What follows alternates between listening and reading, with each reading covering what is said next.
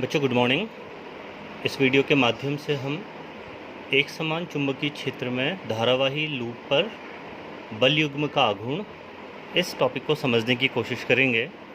बच्चों आपको यहाँ पर एक दिख रही है कि एक कुंडली है PQRS। यह एक धारावाही कुंडली है। यहाँ पर मैंने एक आयताकार धारावाही कुंडली ली हुई है PQRS। इसमें I धारा प्रवाहित हो रही है और इसको मैंने एक समान चुंबकीय क्षेत्र में रखा हुआ है। जो चुंबकीय क्षेत्र है उसका मान B है तथा यह कुंडली चुंबकीय क्षेत्र के साथ थीटा कोण बना रही है। मैं ये मानता हूँ कि इस कुंडली की जो लंबाई है माना L है, ये लंबाई, और इसकी चौड़ाई माना B है। ये हमने एज्यूम कर लिया, ये हमने मान लिया। एक आयताकार कुंडली है जिसकी लंबाई L, चौड़ाई B है तथा उसमें धारा I प्रवाहित हो रही है। इस कुंडली को हमने एक समान चुंबकीय क्षेत्र B में रखा हुआ है तथा यह चुंबकीय क्षेत्र कुंडली के साथ थीटा कोण बना रहा है। तो हम यह देखते हैं कि इस चुंबकीय क्षेत्र के कारण इस कुंडली पर जो बलयुग्म का निर्माण होता है वह कैसे होता है तथा उसका आघूर्ण कितना होता है। बच्चों हम ये पढ़ चुके हैं कि जब आप किसी धारावाही चालक को एक समान चुंबकीय क्षेत्र में रखते हैं तो उस पर एक बल कार्य करता है। आप इस कुंडली PQRS को 4 धारावाही चालकों से मिलकर बना हुआ मान सकते हैं। देखिए PQ, QR, RS और SP। यदि मैं PQ तार में, ये जो PQ आपको दिख रहा है, P से लेकर Q तक की जो लंबाई है, ये एक धारावाही चालक है जिसको हमने चुंबकीय क्षेत्र B में रखा हुआ है। तो इस पर जो बल लगेगा उसका मान कितना होगा बताइए। अगर मैं FPQ निकालूं, FPQ, PQ पर बल, सूत्र हमने पढ़ा हुआ है, मैं यहाँ पे लिख रहा हूँ कि F बराबर IBL साइन थीटा। याद कीजिए कि यदि आप L लंबाई के किसी चालक को B चुंबकीय क्षेत्र में रखते हैं और धारा I प्रवाहित हो रही है तथा उन दोनों के बीच में कोण यदि थीटा है तो जो बल होता है उसका मान कितना होता है, F बराबर IBL साइन थीटा। तो यहाँ पर अगर आप PQ पर लगने वाला बल निकालेंगे तो देखिए धारा I प्रवाहित हो रही है, PQ की लंबाई L है, चुंबकीय क्षेत्र B है और साइन थीटा देखिए यहाँ पर, थीटा यहाँ पर हो जाएगा 90 डिग्री। कैसे, इस चीज़ को समझते हैं। तो FPQ का जो मान है वह ILB है। इस बल की दिशा कहाँ की ओर को होगी, इस बल की दिशा देखिए, फ्लेमिंग की यदि मैं लेफ्ट हैंड जो बाएं हाथ का नियम है उसका प्रयोग करूं तो देखो ये चुंबकीय क्षेत्र की दिशा दिखाती है, ये उंगली धारा की दिशा दिखाती है। तो देखिए चुंबकीय क्षेत्र इधर को है, धारा नीचे की ओर को है, तो बल की दिशा कहाँ को आ रही है। तो इसका मतलब PQ पर जो बल लगेगा वो कुछ इस तरह से ऊपर की ओर की दिशा में होगा, ऐसे ऊपर की ओर को। FPQ, यह जो बल FPQ है यह ऊपर की ओर को है, ऐसे डॉट से मैं इसको दिखाता हूँ, FPQ। ये बात सबको समझ में आई। अब ये बात आती है कि मैंने 90 डिग्री कोण क्यों लिया। तो इसको समझने के लिए देखिए, ये देखिए माना मेरी ये कुंडली PQRS है, ये मैंने इस तरह से कुछ रखा हुआ है। देखिए ये चुंबकीय क्षेत्र ऐसे तिरछा है, ये जो कोण है थीटा कोण है। तो यहाँ पर भी चुंबकीय क्षेत्र कुछ इस तरह से होगा। देखिए तो मुझे जो एंगल देखना है वो ये वाला देखना है, ये एंगल जो धारा और चुंबकीय क्षेत्र के बीच का कोण है, देखिए आला है, ये नहीं देखना है।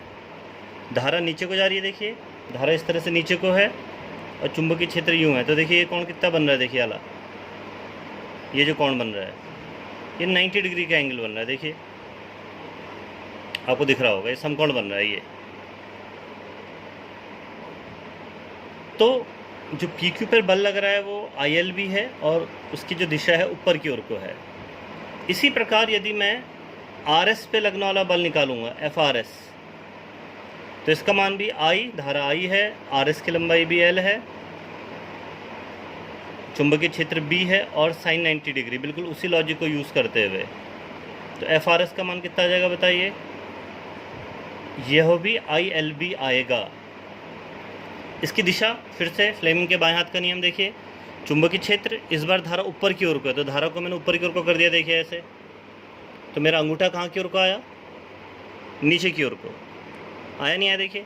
फिर से एक बार समझिए, ये चुंबकीय क्षेत्र की दिशा है, धारा ऊपर की ओर को है, तो मैंने अपनी तर्जनी को ऊपर को घुमाया, तो अंगूठा कहाँ की ओर को आया देखिए, नीचे की ओर को। तो इसका मतलब इस पर जो बल लगेगा ऐसे डाउनवर्ड होगा, नीचे की ओर को, into the plane of the paper. F R S, इसको मैं क्रॉस से दिखा दे रहा हूँ, ऐसे नीचे की ओर को। अब दो भाग और बचते हैं, ये जो बल था ऊपर की ओर को था और यह बल नीचे की ओर को था। अब जो दो भाग मेरे बचे वो पी एस और क्यू आर बचे। तो यदि मैं पी एस को देखूं, एफ पी एस,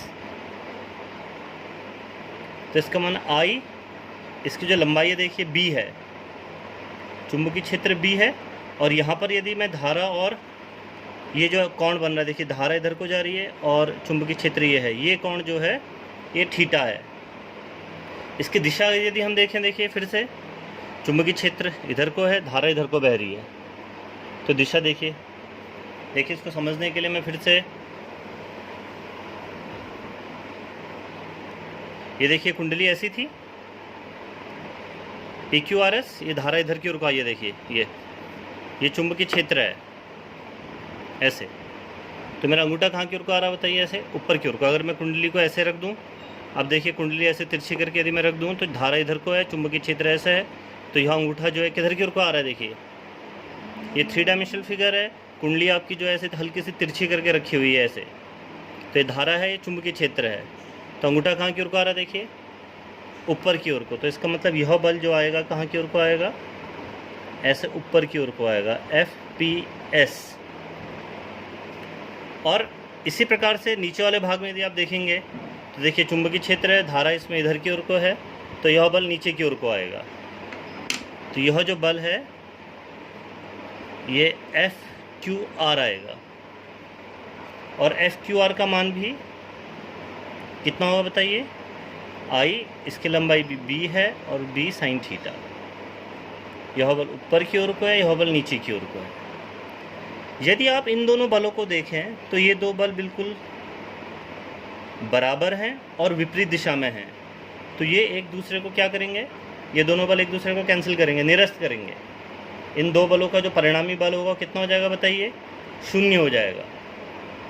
यदि हम इन दो बलों की बात करें, देखिए ये जो बल है ऊपर की ओर को है और यह बल जो है नीचे की ओर को है, लेकिन इन दो बलों की क्रिया रेखाएं बिल्कुल अलग अलग हैं।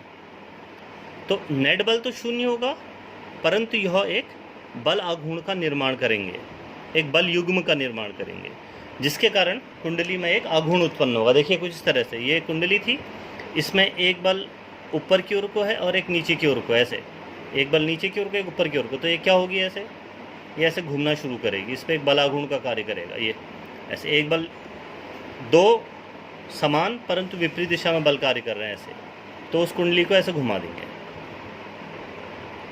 तो बलयुग्म अगर आपने निकालना है तो जो बलयुग्म होगा उसका मान कितना होगा बताइए, बल गुणा बल के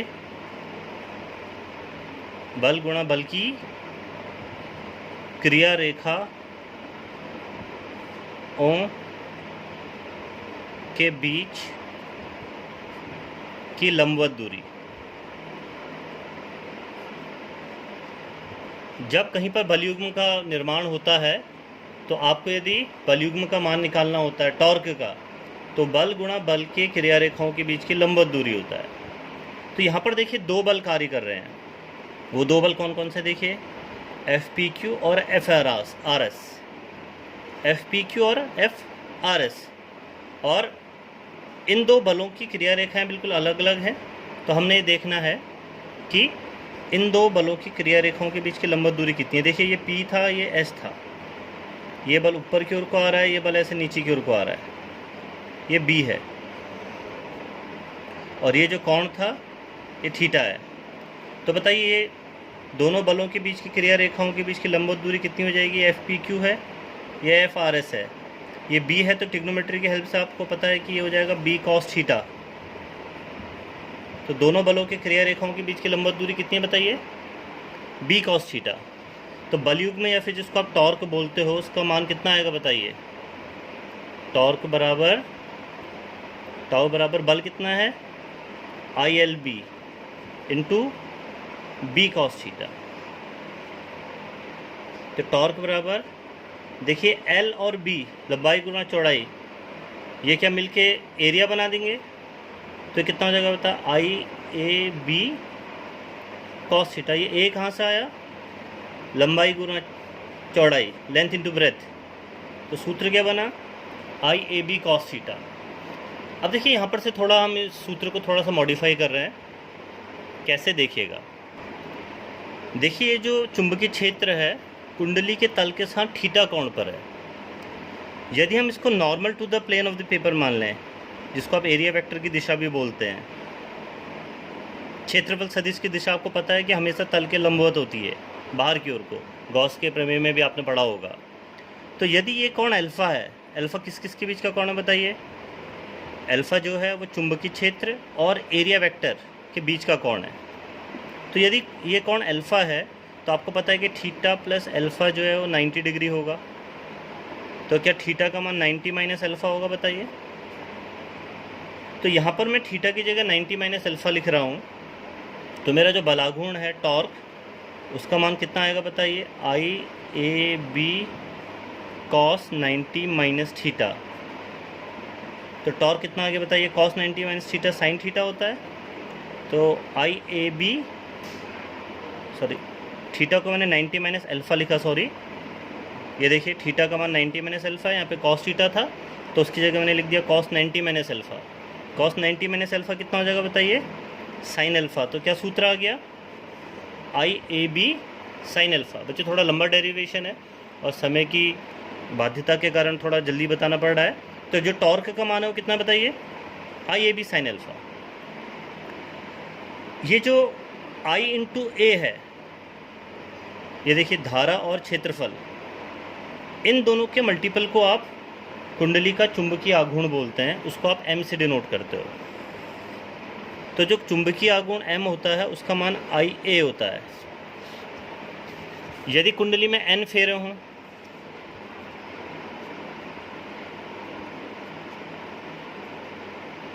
तो एम का मान एन आई ए हो जाता है। यहाँ पर हमने एक फेरे वाली कुंडली ली है, तो ये जो आई ए है ये एम हो जाएगा। तो टॉर्क कितना आ गया बताइए? M B sine alpha.